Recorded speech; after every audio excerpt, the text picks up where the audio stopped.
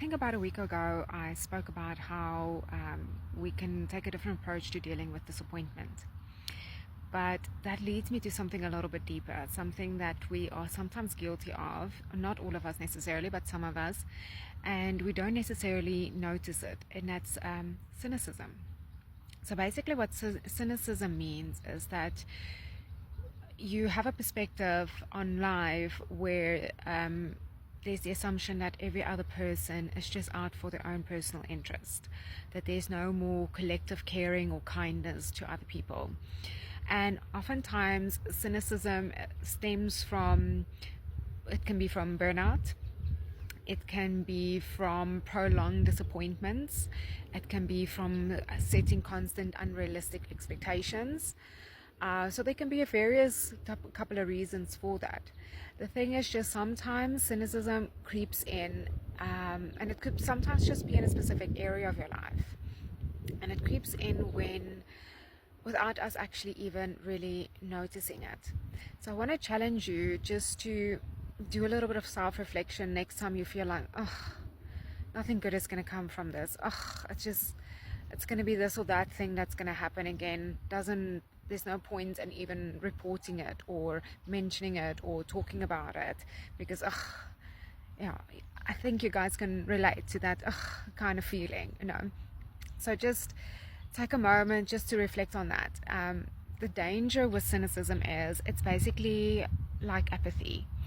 It's a very, very low energy state.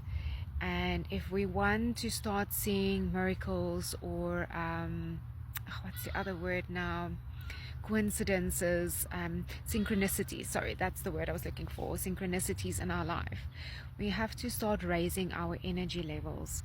And cynicism can sometimes be that little thing that makes us realize, because sometimes, and it's happened with me.